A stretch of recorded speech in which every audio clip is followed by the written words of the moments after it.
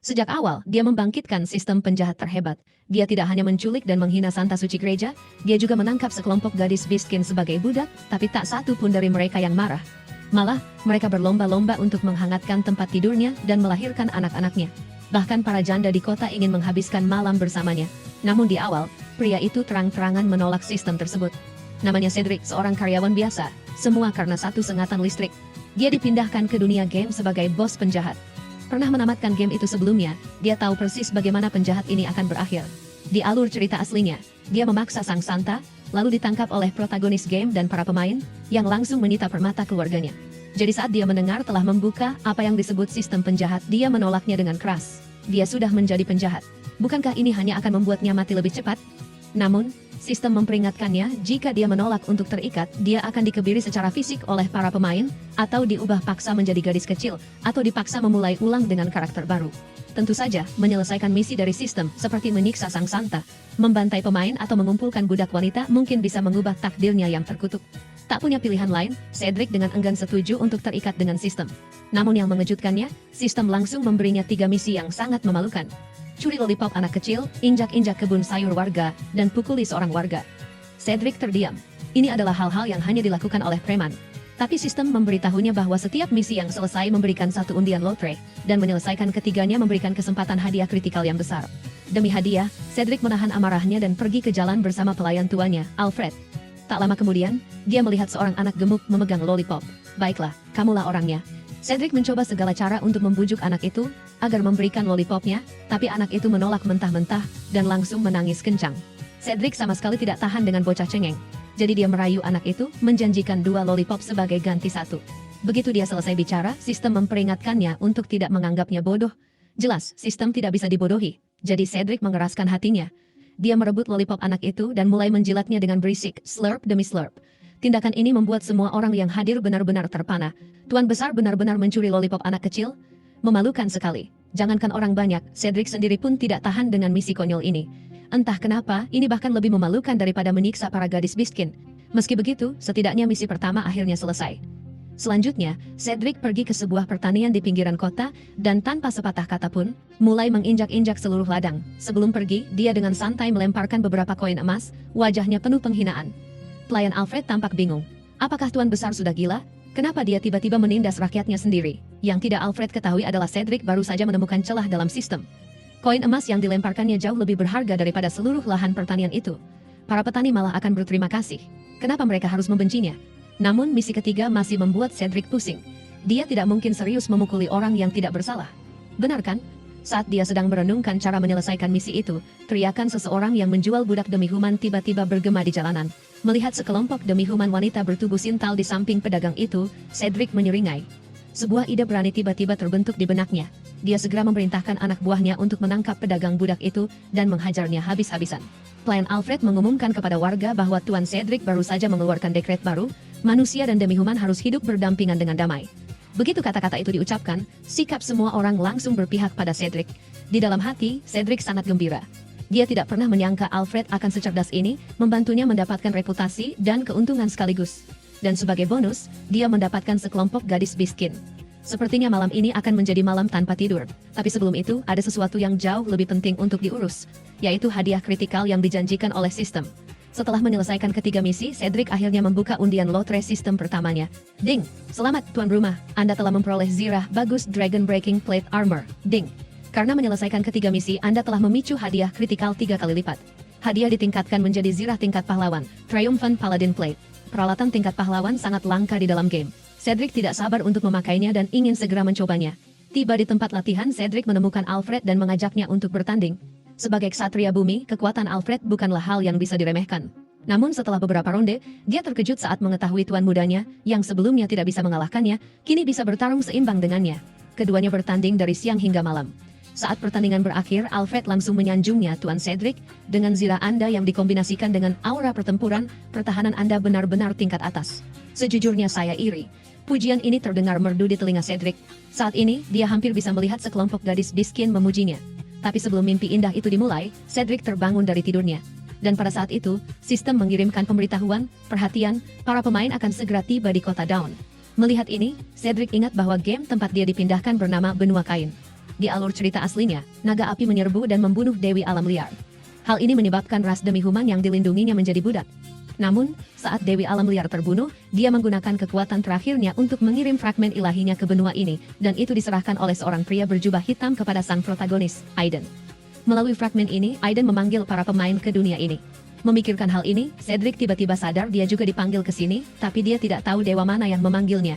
Yang bisa dia lakukan hanyalah bertahan hidup. Besok, para pemain akan tiba dan menurut plot, mereka akan bersatu untuk menyerangnya, jadi dia harus bersiap-siap. Dengan pemikiran ini, Cedric segera bergegas ke kota Dawn. Tapi begitu dia tiba, dia mendengar teriakan dan makian dari sebuah geng. Saat menoleh, dia melihat sekelompok anak manusia menyiksa seorang gadis Beastkin muda. Namun Aiden yang disebut sebagai protagonis game yang benar, menyaksikan kejadian itu dan memilih untuk berpaling. Di dekatnya, pemeran utama wanita, Serafina, melangkah maju berniat membantu, tapi Aiden segera menghentikannya. Dia berkata hal itu akan membongkar posisi mereka, dan memperingatkannya apakah dia ingin menyelamatkan satu gadis ini saja, atau semua demi human di kota. Mendengar ini, Serafina ragu-ragu. Dan pada saat itu, raungan marah Cedric menghentikan kekejaman bocah-bocah itu. Dia menangkap salah satu anak di tempat dan mulai memukul pantatnya dengan keras. Bulu saja belum tumbuh, kau sudah menindas orang lain, tidak ada kerjaan lain ya? Kalian semua pergilah mendaftar menjadi tentara. Di tengah kerumunan, ekspresi Serafina menjadi rumit. Dia ingin melangkah maju dan berterima kasih pada Cedric. Tapi pada akhirnya, dia diseret pergi oleh Aiden. Mereka berpapasan dengan Cedric yang sedang membawa pergi gadis Beastkin yang terluka untuk mengobati lukanya.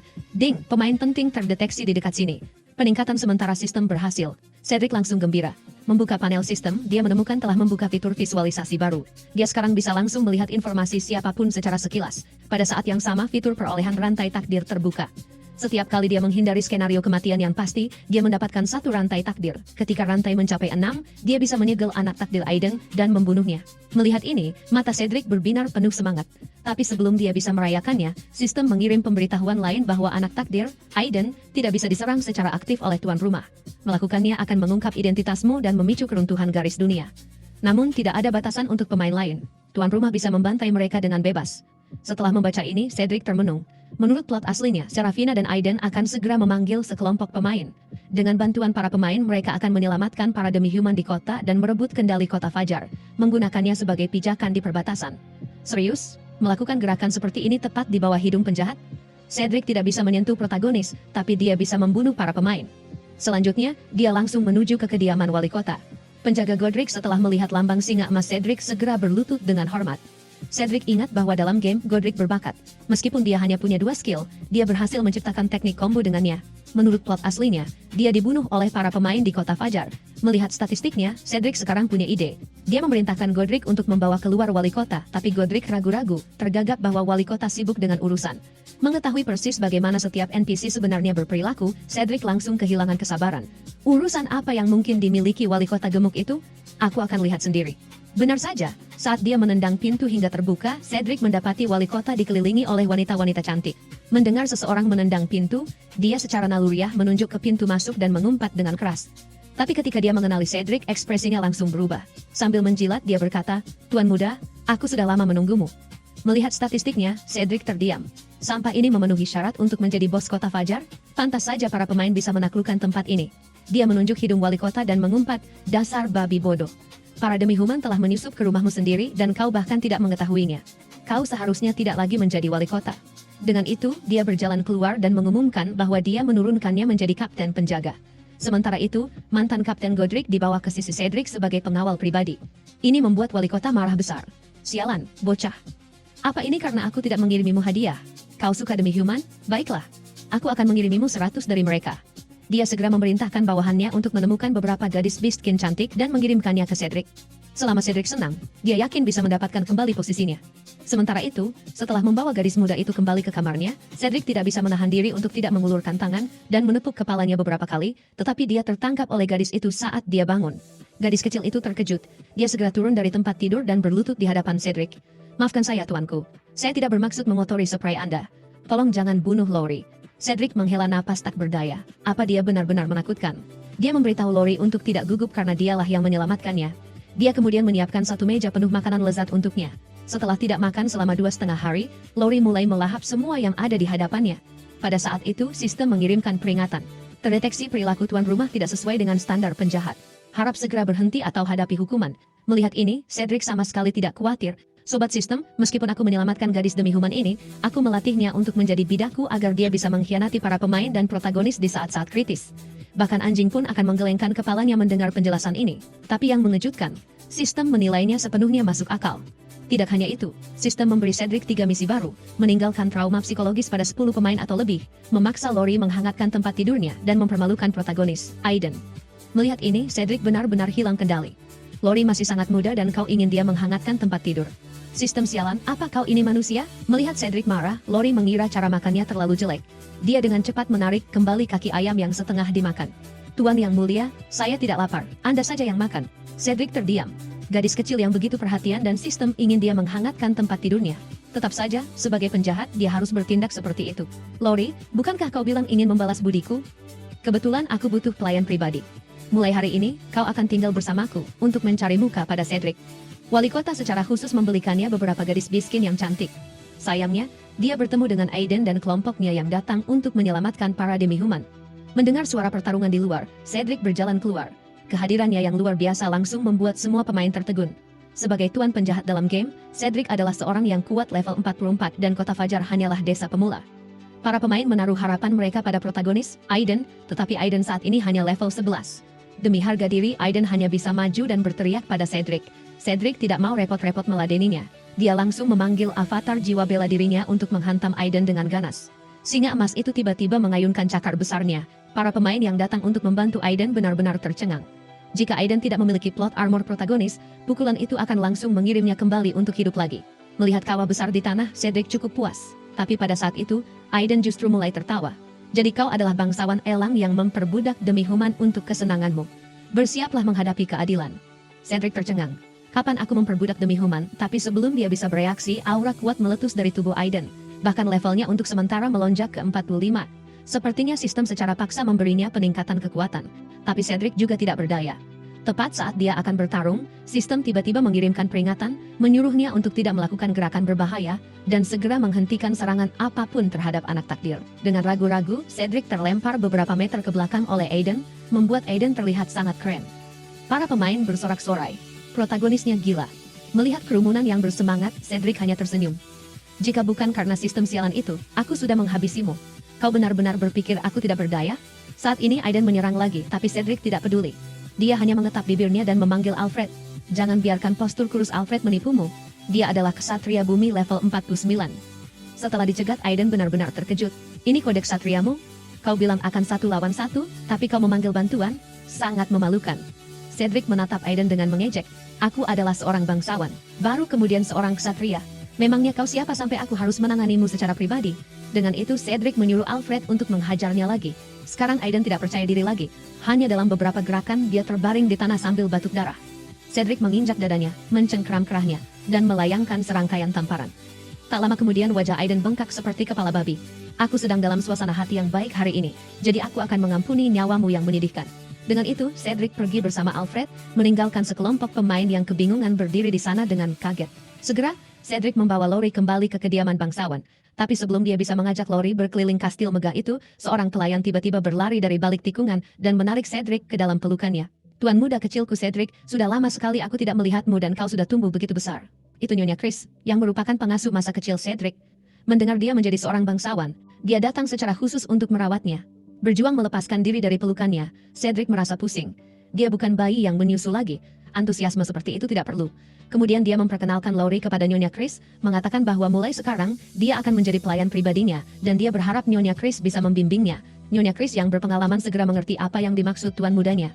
Dia berjongkok, menyentuh pipi Lori, dan berkata, dia pasti akan melatihnya dengan baik. Sementara itu, berita tentang Cedric yang menghajar Aiden menyebar, dan beberapa bahkan berspekulasi bahwa Aiden adalah anak haram Cedric. Ini membuat Aiden geram. 10 tahun memburu monster tidak ada yang peduli, tapi satu hari menjadi anak seseorang dan semua orang tahu, bangsawan elang, aku, Aiden, akan mencabik-cabikmu. Tunggu saja. Setelah menempatkan Lori, Cedric menyuruh bawahannya mencari seorang pendeta di kota untuk memeriksanya. Tak disangka, pendeta gereja menolak datang untuk melakukan penyembuhan. Dia bahkan menghina para demi-human, mengklaim mereka lebih buruk dari anjing. Mendengar ini, ekspresi Cedric menjadi gelap. Seorang pendeta biasa berani menentang perintahku? Sepertinya dia tidak menganggapku serius. Dia menggebrak meja dan menyuruh anak buahnya untuk segera memanggil Alfred. Dia akan mengepung gereja. Meninggalkan ruangan, Cedric bertemu dengan Laurie yang baru saja selesai mandi. Penampilannya yang menggemaskan seketika membangkitkan hasrat membara di perut bagian bawah Cedric. Memang pantas didikan Nyonya Chris yang membesarkannya sejak kecil. Dia tahu seleranya dengan sempurna. Setelah bertanya singkat tentang kondisi Laurie, Cedric dengan santai mengeluarkan sebotol air kehidupan dan menyuruhnya untuk meminumnya dengan patuh. Setelah dia pergi, Nyonya Chris mendekat ke telinga Laurie dan berbisik, "Sepertinya Tuan Muda sangat menyukaimu, Laurie kecil." Wajah Laurie menjadi sangat merah. "Bagaimana mungkin? Nyonya Chris, tolong jangan bercanda. Aku tidak bercanda sama sekali. Air kehidupan di tanganmu berasal dari mata air kehidupan di kerajaan Peri. Itu satu-satunya benda di benua Kain yang memiliki khasiat penyembuhan dan sangat berharga. Suamiku yang ke-13 menggunakannya untuk melamarku, dan karena itulah aku setuju." Laurie terkejut. "Nyonya, Anda benar-benar berpengalaman. Sepertinya aku harus melayani Tuan Muda dengan baik." Sementara itu, Cedric dan anak buahnya telah mengepung gereja. Uskup Malden dengan angkuh menyuruh Cedric untuk tidak kurang ajar. Cedric tertawa.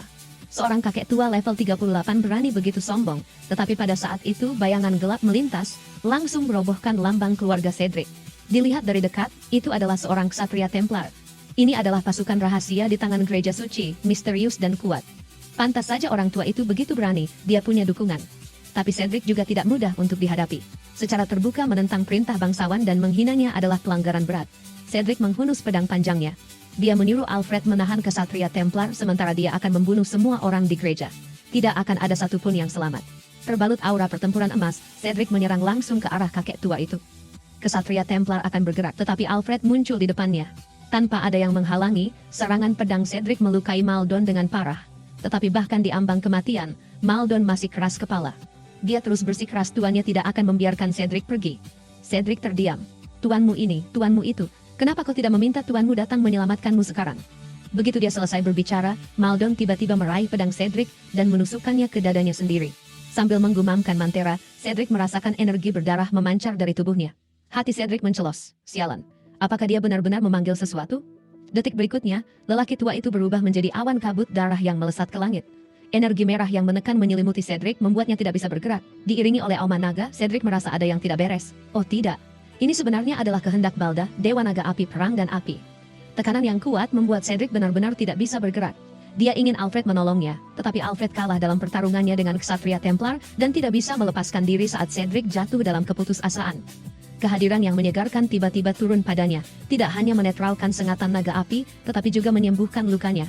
Cedric langsung merasa lega. Jadi aku juga punya dewa yang menjagaku. Sementara itu, Alfred telah dikalahkan.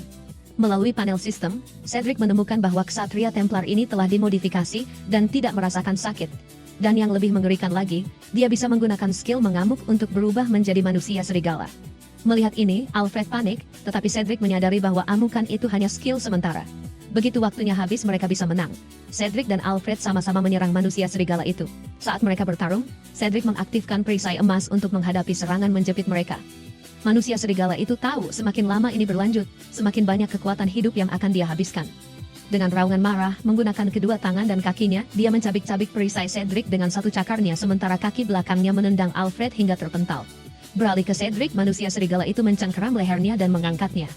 "Aku akan menyerahkanmu kepada Yang Mulia Paus, tapi aku berubah pikiran. Aku akan melahapmu." Wajah Cedric tanpa ekspresi, tinjunya diam-diam mengumpulkan kekuatan, lalu dia melancarkan pukulan dahsyat ke wajah manusia serigala itu. "Rasakan ini." Manusia serigala itu tertegun. Sebelum dia bisa bereaksi, Cedric menginjaknya ke tanah. "Kau pikir kau baru saja menghancurkan perisaiku? Sebenarnya, itu adalah penghalang yang memperlambat aliran waktu. Kau menghancurkannya sendiri, jadi jangan salahkan aku." Dengan itu, Cedric mengayunkan pedangnya dan langsung memenggal kepala manusia serigala itu. Setelah menyelesaikan pertempuran, Cedric baru saja akan bernapas lega ketika dia tiba-tiba teringat Alfred masih terkubur di reruntuhan. Jadi dia segera menyuruh orang-orang untuk menariknya keluar dan memerintahkan para prajurit untuk mencari seorang pendeta untuk menyembuhkannya. Tetapi bawahannya menunjuk ke tumpukan mayat tanpa kepala, mengatakan tidak ada pendeta yang tersisa di kota. Mereka baru saja membunuh mereka semua atas perintah Tuan Muda. Mendengar ini, wajah Cedric menjadi muram. Dia hanya bisa dengan enggan menyuruh anak buahnya mengambil sebotol air kehidupan dari ruang kerjanya untuk Alfred. Kemudian dia memerintahkan semua orang untuk memasuki gereja dan mengambil semua barang berharga. Mereka bahkan tidak menyisakan peti mati uskup. Tetapi saat semua orang selesai membersihkan dan hendak pergi, seorang prajurit tiba-tiba berlari dengan panik. "Tuanku, kami menemukan ruang bawah tanah di sana." Situasi di dalam rumit, Anda harus melihatnya sendiri. Cedric tampak bingung, mengikutinya ke ruang bawah tanah. Begitu dia membuka pintu, dia mencium bau busuk. Dilihat lebih dekat, ada banyak mayat demi-human yang tersebar di seluruh ruang bawah tanah, pakaian mereka acak-acakan. Pemandangan ini membuat para prajurit yang ikut serta merasa mual. Pada saat itu Cedric memperhatikan sebuah surat di atas meja. Setelah membukanya, ternyata itu adalah surat yang belum sempat dikirim oleh Maldon. Berdasarkan isinya, kelahiran Ksatria Templar tampaknya berasal dari ritual darah misterius, dan darah gadis demi-human adalah komponen penting dari ritual ini. Cedric merasa pasti ada tangan tersembunyi yang memanipulasi segalanya di balik layar. Dia tahu ini adalah masalah yang sangat rumit yang belum bisa dia tangani, jadi dia memutuskan untuk pulang dan tidur dulu. Tetapi setelah kembali ke kamarnya, dia melihat gundukan besar di bawah selimut. Mengira itu adalah seorang pembunuh, Cedric menyentakkan spray. Dia menemukan Lowry dengan mata sayu, dan cairan tak dikenal di sudut mulutnya. "Tuanku, Anda sudah kembali. Lowry di sini untuk menghangatkan tempat tidurmu." Nyonya Chris benar-benar seorang wanita yang memiliki 13 suami. Hanya dalam satu hari, dia telah mengubah seorang gadis lugu menjadi penggoda yang sensual. Sebagai penjahat, Cedric sebenarnya merasa sedikit malu. Dia dengan gugup duduk di tepi tempat tidur, dan meminta Lowry memijat bahunya. Lowry dengan patuh meletakkan tangannya di bahu Cedric, tetapi pada saat itu Cedric menyadari sepertinya ada sesuatu di ekornya. Dia meraihnya dan mengocoknya. Detik berikutnya, pernak-pernik kecil cantik yang disukai para gadis berhamburan keluar. Ini semua adalah harta karun kecil yang telah dikumpulkan Lowry. Melihatnya tampak takut barang-barangnya akan diambil, Cedric berpikir dia sangat menggemaskan. Lalu dia mengikatkan pita besar di ekornya. "Mulai sekarang, sembunyikan saja hartamu di sini." Lowry dengan malu-malu melemparkan dirinya ke dalam pelukan Cedric. "Terima kasih Tuan, sudah malam. Biarkan aku melayanimu hingga tertidur." Mendengar ini, Cedric merasa ada sesuatu yang akan meledak di celananya. Dia dengan cepat mengubah topik pembicaraan, bertanya pada Lowry berapa umurnya. Lowry berkata meskipun dia kecil, dia berusia 18 tahun, dan bahkan menurut standar demi-human, dia sudah dewasa. Mendengar ini, mata Cedric berapi-api. Dia tidak menyangka Lowry sudah cukup umur. Tepat saat dia akan memulai aksinya, peringatan sistem tiba-tiba berdering di telinganya. Terdeteksi testosteron dan detak jantung host melonjak. Memprediksi host akan melakukan perilaku reproduksi. Peringatan, konstitusi Lowry sangat lemah. Memaksa melakukan perilaku reproduksi akan menyebabkan kerusakan permanen. Harap tingkatkan konstitusi Lowry sebelum melanjutkan perilaku reproduksi. Sialan, aku sudah melepas celanaku, dan kau memberitahuku ini? Cedric merasa sangat kesal. Melihat tuannya terbaring tak berdaya di sana, Lowry panik dan terus mendorongnya, mengatakan dia belum selesai menghangatkan tempat tidur. Nyonya Chris juga bilang, "Kau harus menempatkanku di atas." Cedric menutupi wajahnya, tidak berani mendengarkan lagi. "Berhenti bicara. Tetap bersamaku seperti ini sudah cukup untuk menghangatkan tempat tidur." Dan begitulah Cedric tidak tidur semalaman. Untungnya, sistem menilai dia telah menyelesaikan misi harian. Setelah undian lotre, Cedric menerima 10 prajurit Minotaur. Meskipun dia tidak memicu hadiah kritis, Cedric sangat puas dengan para prajurit ini. Tepat saat dia mengagumi para prajurit setia ini, Lowry tiba-tiba mengetuk dan masuk. Tetapi begitu dia membuka pintu, dia melihat alat vital Minotaur yang besar dan tebal di antara kakinya. Dia langsung pingsan karena terkejut. Prajurit Minotaur itu terus meminta maaf kepada Cedric, yang juga tidak berdaya.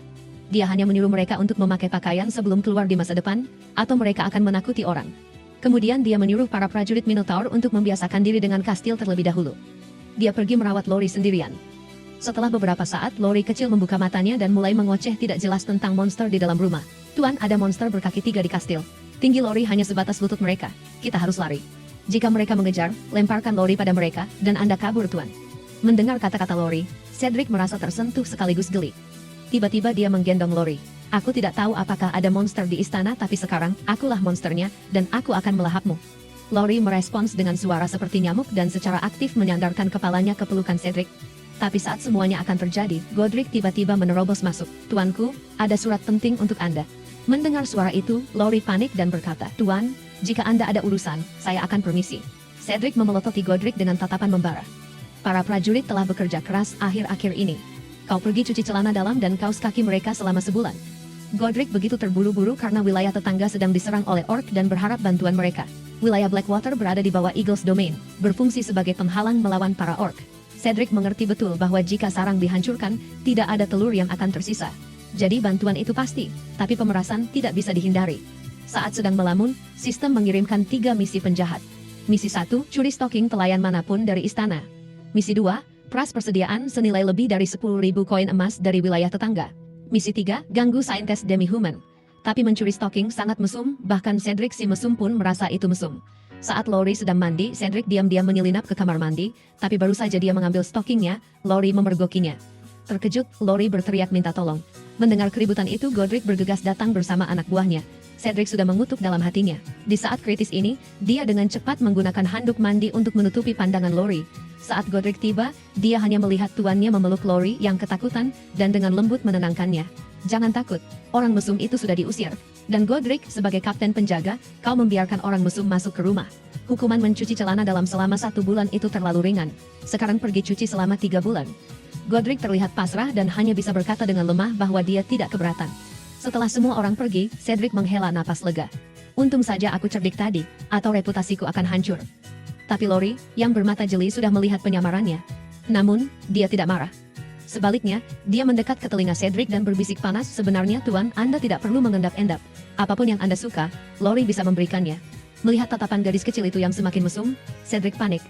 Jangan bicara sembarangan Lori, biar ku jelaskan. Sementara itu, penguasa wilayah Blackwater menerima surat pemerasan dari Cedric.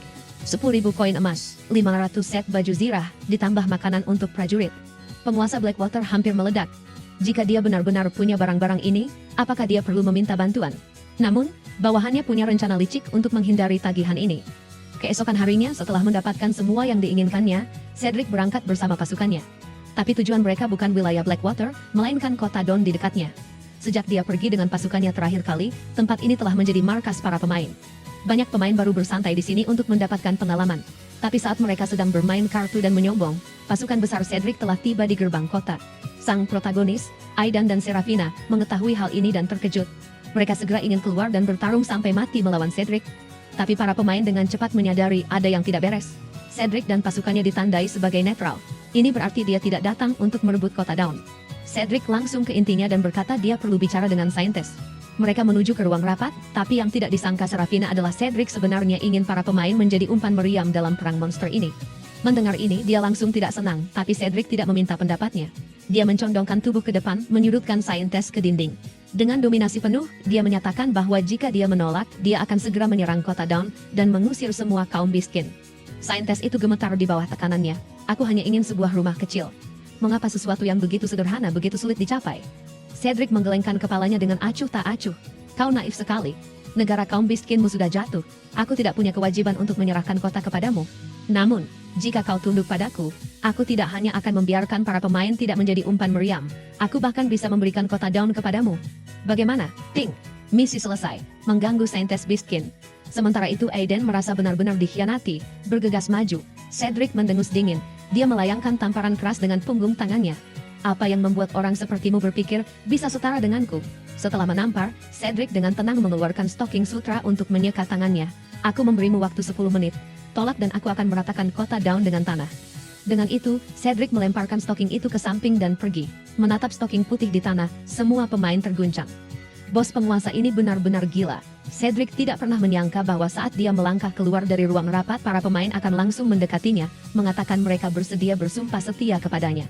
Tapi syaratnya adalah dia harus bersumpah demi para dewa, untuk menyerahkan kota Dawn kepada saintis untuk dikelola. Cedric merasa geli. Dia terkenal tidak tahu malu, namun di sini ada pemain yang mencoba mengikatnya dengan sumpah. Tapi sumpah, hanyalah sumpah. Lagi pula dia tidak akan rugi apa-apa. Namun, ketika Serafina mengetahui para pemain bersedia menjadi umpan meriam demi dirinya, dia langsung menolak. Tapi para pemain bersikeras mereka melakukan ini dengan sukarela. Dan karena mereka bisa hidup kembali, mereka tidak takut mati. Tapi sang protagonis, Aiden, tidak senang. Meskipun pemain bisa hidup kembali, mereka akan sangat lemah setelahnya yang biasa disebut kehilangan level. Namun setelah mendengar kata-kata Aiden, para pemain tidak menghargainya. Mereka malah mengacungkan jari tengah padanya. Sialan, enak saja dia bicara si protagonis bodoh itu. Kalau bukan karena saintis kami sudah bergabung dengan si penjahat. Melihat situasinya sudah beres, Cedric benar-benar melepaskan dirinya. Dia mengangkat dagu saintis dan meyakinkannya untuk tidak khawatir. Dia pasti akan kembali dengan kemenangan bersama pasukannya. Pada saat yang sama, para pemain menerima quest dari Cedric. Melihat ini, Cedric menyeringai. Tidak kusangka sistem sialan ini ternyata berguna juga. Dia kemudian memerintahkan seluruh pasukan untuk berbaris. Tak lama kemudian, Cedric memimpin pasukannya ke wilayah Blackwater. Setelah mengumpulkan informasi dari penguasa Blackwater, Cedric segera membawa pasukannya ke lokasi paling mencurigakan, desa Ironstone. Seperti yang dia duga, pasukan utama tentara Beast bersembunyi di desa ini. Memang, meskipun jumlah para Beast banyak, para Goblin di barisan depan hanyalah umpan meriam yang rapuh. Ancaman sebenarnya adalah lebih dari 1.000 infanteri Beast dan sekitar 60 kavaleri serigala yang tersembunyi di desa ini. Pada saat ini, seorang Beastman tiba-tiba muncul di seberang sungai, meneriakkan omong kosong pada Cedric. Cedric benar-benar bingung. Ketika bawahan penguasa Blackwater hendak menerjemahkan, Cedric menghentikannya. Tidak perlu, dia kemudian mengambil busur di dekatnya dan menembakkan panah lurus ke arah Beastman itu. Sebelum Beastman itu sempat bereaksi, anak panah itu menembus tengkoraknya. Tindakan ini tidak diragukan lagi adalah sebuah deklarasi perang. Pasukan Beast segera berkumpul dan menyerbu ke arah pasukan manusia. Penguasa Blackwater panik, tetapi Cedric dengan tenang memerintahkan para pemanah untuk menembak.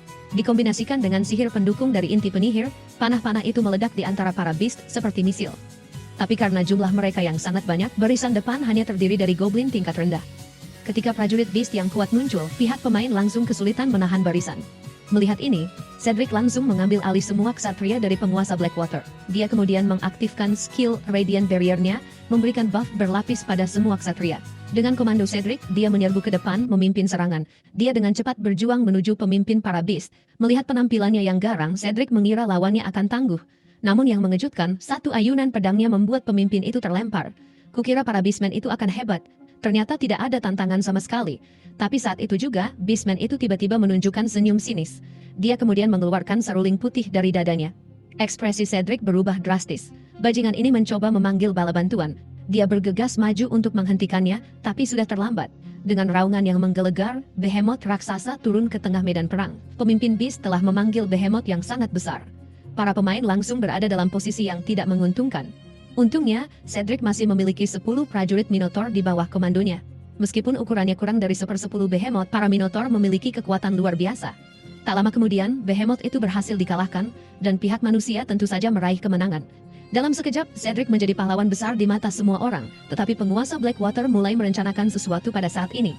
Dia berbohong dengan mengklaim kekurangan dana dan berharap bisa membayar hadiah Cedric dengan cara mencicil. Cedric setuju tanpa banyak berpikir. Tapi siapa sangka penguasa itu kemudian mendatangi pemimpin Beast yang dipenjara dan mengeluarkan gulungan gempa bumi yang hanya bisa diaktifkan oleh Beastman. Dia mengusulkan agar mereka bekerja sama untuk menyingkirkan Cedric. Beastman itu langsung setuju. Bagaimanapun, mereka memiliki musuh yang sama. Namun, saat Cedric melihat rencana penguasa Blackwater, dia tidak marah. Sebaliknya, dia tersenyum. Penguasa Blackwater bingung, tetapi sebelum dia sempat berpikir, pengawalnya sendiri menggorok lehernya dari belakang. Ternyata, penjaga ini adalah mata-mata yang ditanam ayah Cedric bertahun-tahun yang lalu. Siapa sangka dia berhasil merangkak naik menjadi pengawal pribadi. Sayangnya, setelah insiden ini, agen tidur ini benar-benar terbongkar.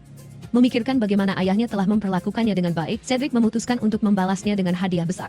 Jadi dia memberitahu Alan tentang para ksatria Templar yang menggunakan darah gadis miskin untuk pengorbanan. Mendengar ini, Alan mengatakan dia harus segera kembali ke kerajaan. Setelah mengantar Alan, Cedric menjarah habis-habisan perbendaharaan penguasa Blackwater. Beberapa gerobak penuh emas berparade di jalanan. Para pemain sangat iri. Sementara itu, Cedric juga menerima hadiah sistem, esensi purba.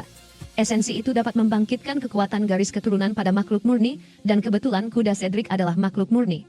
Perjalanan ini sangat menguntungkan bagi Cedric.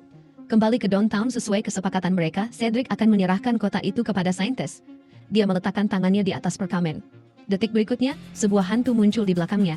Cedric tercengang. Ini sebenarnya adalah berkah dari Dewi Keteraturan. Tidak kusangka mereka akan berusaha sekuat ini.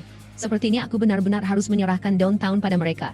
Tapi pada saat ini, saintes di seberang meja tiba-tiba merasakan jantungnya berdebar kencang dan tubuhnya memanas. Kenapa penguasa Eagles Domain memiliki aura yang begitu menenangkan?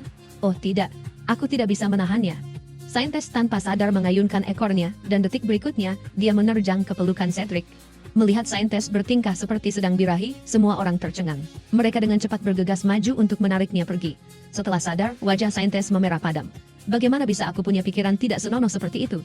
Hanya berada di dekatnya saja mengaktifkan naluri berkembang biak purba di dalam hewan. Saintes merasa sangat malu. Dia tidak pernah membayangkan ini semua karena esensi purba di dalam diri Cedric. Setelah meninjau perjanjian dan tidak menemukan masalah, saintes menandatangani namanya. Detik berikutnya, hantu Dewi muncul di atas mereka. Di bawah kesaksian sang Dewi, saintes menjadi wali kota downtown. Semua orang mengira ini adalah akhir yang bahagia, tapi Cedric tiba-tiba mengubah nada bicaranya, mengingatkan saintes untuk tidak melupakan tugas wali kotanya membayar pajak kepadanya. Saintes terkejut. Bukankah kau sudah memberikan downtown kepadaku? Kenapa aku masih harus membayar pajak? Cedric tersenyum licik. Aku memang memberikannya padamu, tapi jangan lupa downtown adalah wilayah bawahan domainku. Sebagai wali kota, kau tentu punya kewajiban. Menyadari kebenarannya, saintes langsung menangis, dan para pemain di belakangnya mengutuk Cedric karena tidak tahu malu. Melihat ini, Aidan dengan sukarela maju. Dia tahu saatnya untuk pamer telah tiba.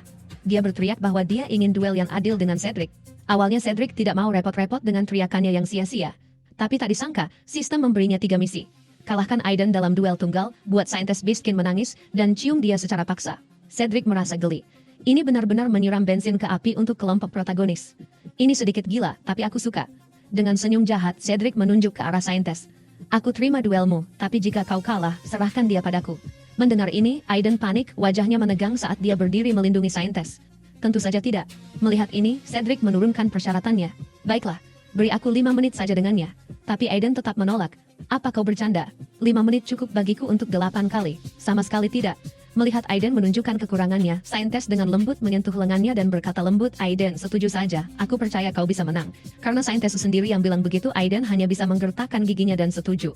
Tak lama, keduanya tiba di arena duel. Meskipun Aiden adalah protagonisnya, kekuatannya benar-benar jauh di bawah Cedric. Dan Cedric bertarung kotor, hanya menargetkan bagian bawah tubuhnya dengan setiap serangan. Tepat ketika Cedric berpikir, dia bisa mendominasi dengan mudah. Siapa sangka Aiden akan melakukan gerakan licik dengan belati? Meskipun Cedric menghindar, dia tidak sengaja menghirup gas beracun yang keluar dari bilah itu. Saat ini, kaki Cedric lemah dan seluruh tubuhnya kekurangan kekuatan. Melihat ini, Aiden mengaktifkan mode mengamuknya dan melepaskan teknik terkuatnya. Di saat kritis ini, Cedric tiba-tiba teringat kenangan berlatih pedang saat kecil. Kilas balik ini menyebabkan aura pertempurannya meledak sekali lagi. Untuk sesaat, para pemain tidak bisa membedakan siapa protagonis sebenarnya. Cedric melepaskan kekuatan penuhnya dengan tebasan api kehancuran. Itu langsung membuat sang protagonis, Aiden, ketakutan. Jika energi pedang itu maju 2,5 cm lagi, dia akan menemui ajalnya di sini. Rasa takut yang luar biasa membuat kakinya lemas. Dia jatuh berlutut. Aku menyerah. Mendengar ini, saintis panik, tapi sebelum dia bisa bereaksi, Cedric menariknya ke dalam pelukannya. Nona kecil, saatnya menepati janjimu. Melihat ekspresi mesum Cedric, para pemain langsung menolak, mengatakan mereka akan melindungi saintis. Melihat ini, Cedric dengan tenang menarik senjatanya. Kalian semua ingin menemui ajal? Akan kukabulkan keinginan kalian. Menyaksikan ini, saintis dengan panik memeluk kaki Cedric. Tolong jangan sakiti mereka, aku akan setuju. Kau sendiri yang bilang. Apapun yang terjadi selanjutnya, jangan berani-berani kau berteriak. Di dalam rumah wali kota di kota Dawn, Cedric dengan kasar menyudutkan saintis ke dinding. Dengan senyum menggoda, dia dengan paksa meraih kedua tangan kecilnya dan mengangkatnya tinggi di atas kepalanya. Saintis dengan takut memalingkan wajahnya, rona merah menyebar dari lehernya yang pucat ke atas, dengan cepat menutupi pipi dan telinganya. Cedric tidak membuang-buang kata dengannya. Waktu terbatas. Dia meraih dagunya, memalingkan wajahnya ke arahnya, dan menunduk untuk mencium bibir lembutnya dengan paksa. Saintis meronta, matanya terbelalak saat air mata penghinaan mengalir di wajahnya. Cedric telah mencapai tujuannya, tetapi saintis merasakan gelombang keputusasaan. Dia merasakan aura memabukkan dari Cedric, yang dengan ganas menghancurkan tekadnya dan membuatnya ingin menyerah padanya. Tepat ketika Cedric merasa sudah waktunya untuk pergi, mata saintis tiba-tiba menjadi panas. Kau tidak boleh pergi. Saat dia berbicara, dia menerjang Cedric yang kebingungan. Hei, itu aromanya. Aku tidak akan membiarkanmu pergi. Cedric menggunakan seluruh kekuatannya untuk mendorong saintis menjauh. Cukup. Cium aku lagi, dan aku akan mengenakan biaya. Saintis menatap kosong ke arah Cedric untuk waktu yang lama, sebelum sadar dan mengingat apa yang baru saja terjadi. Dia langsung memerah di sekujur tubuh. Dia meringkuk, memeluk lututnya, ekornya yang indah, dan halus melingkari dirinya sendiri, sampai hanya telinganya yang terlihat. Melihat ini, Cedric tidak tinggal untuk mempermalukan gadis itu lebih jauh, dan meninggalkan ruangan tanpa sepatah kata pun. Meninggalkan kota Dawn, Cedric bersemangat tinggi karena semua misi penjahat hari ini selesai. Meskipun dia tidak memicu hadiah pukulan kritis, Cedric menerima sesuatu yang bahkan tidak dimiliki oleh benua kain, ramuan darah naga, catamorfin. Hanya dengan meminumnya akan sangat meningkatkan konstitusi fisiknya. Setelah membaca deskripsi sistem, Cedric meminum sebotol tanpa ragu-ragu. Saat sensasi terbakar menyebar ke seluruh anggota tubuhnya, Cedric merasa seolah-olah dia benar-benar terbebas. Pada saat ini, sistem mengirimkan pemberitahuan bahwa fungsi baru telah dibuka. Tindakan jahat tuan rumah akan mendapatkan poin penjahat, yang dapat ditukar dengan item di toko. Toko diperbarui setiap minggu. Cedric sangat senang. Dengan cheat ini di tangan, dunia adalah milikku. Sementara itu, Aiden yang merasa sangat dikhianati tiba di rumah wali kota, ingin menghibur saintis. Tetapi saat dia masuk, dia dimaki dan diusir. Sekarang semua pemain melihatnya dan bergosip di belakangnya bahwa Aiden tidak berguna. Mendengarkan ejekan yang dibisikan, mata Aiden perlahan menjadi gelap. Dia bergegas kembali ke kamarnya. Dia mengeluarkan sebuah kotak seukuran telapak tangan dari laci. Dengan ketidakpastian dan kecurigaan, Aiden membuka kotak di tangannya. Di dalamnya terdapat ukiran tengkorak yang aneh. Penguasa wilayah Elang, kau yang memaksaku. Cedric kembali ke wilayahnya bersama pasukannya. Bahkan sebelum turun dari kuda, dia melihat Lori dan Nyonya Chris di kejauhan. Ternyata selama kampanyenya, Lori telah menunggunya di atas tembok setiap hari. Mendengar ini menyentuh hati Cedric, dia dengan lembut mencubit pipi Lori, memujinya karena menggemaskan dan perhatian. Kemudian Cedric membawa Lori kembali ke kamarnya, tetapi saat dia melepas zirahnya, Lori membenamkan diri dalam pelukannya. "Tuan, aku sangat merindukanmu." Menghirup aroma Cedric yang familiar, Lori merasa seluruh tubuhnya lemas. Rona merah perlahan merayap dari leher ke wajahnya. Melihat peri kecil yang manja di pelukannya, Cedric merasa agak kewalahan. Dia mendorong Lori menjauh, mengatakan dia belum mandi selama 3 hari dan bau keringat. Tetapi Lori tidak keberatan, dia bahkan terlihat bahagia, mengatakan aroma tuannya harum dan hangat. Cedric sejenak tertegun, lalu menebak ini pasti pengaruh dari esensi purba. Untuk memverifikasi teorinya, Cedric bertanya pada Lori, apakah dia pernah mendengar tentang Biskin, yang membangkitkan kekuatan garis keturunan. Lori memiringkan kepalanya, berpikir serius, sedikit kenangan dan kesedihan terlihat di matanya. Dia memberitahu Cedric bahwa saat kecil, dia mendengar dari ayahnya bahwa lebih dari 1 dekade yang lalu, Biskin juga merupakan ras yang sangat kuat. Meskipun mereka tidak bisa mengolah aura pertempuran atau memiliki bakat sihir, mereka bisa membangkitkan kekuatan yang tersembunyi di garis keturunan mereka dengan memahami alam. Namun, membangkitkan kekuatan ini membutuhkan kondisi yang sangat sulit, tidak hanya bakat, tetapi juga pemahaman seseorang harus selaras dengan kekuatan garis keturunan. Beberapa cukup beruntung untuk membangkitkan kekuatan air di bawah air terjun. Yang lain hidup di antara kawanan binatang buas setiap hari dan memahami kekuatan binatang buas. Singkatnya, Biskin tidak tahu apa yang tersembunyi di garis keturunan mereka, dan hanya bisa mencoba satu persatu. Setelah mendengar penjelasan Lori, Cedric mengerti. Lori bisa merasakan esensi purba di dalam dirinya justru karena bakatnya luar biasa. Cedric senang dan dengan cepat bertanya apakah Lori ingat cara memahami alam. Melihat Lori mengangguk, Cedric menariknya ke dalam pelukannya dan menyuruhnya menutup mata dan fokus. Detik berikutnya, kehangatan yang akrab mulai menyelimutinya, perlahan-lahan membungkus seluruh tubuhnya. Dia seolah melihat padang rumput yang penuh dengan kekuatan hidup. Merasakan perubahan dalam diri Lori, Cedric menjadi bersemangat. Sepertinya ini adalah kemampuan penyembuhan. Apakah itu berarti aku sekarang punya penyembuh pribadi? Setelah menyelesaikan pemahamannya, tubuh Lori lemas dan dia tertidur lelap. Tapi yang membuat Cedric terdiam adalah bahkan saat tertidur, anak kecil ini memegangi celananya, dan dia tidak bisa melepaskannya. Cedric tidak berani menggunakan terlalu banyak tenaga karena takut membangunkan Lori.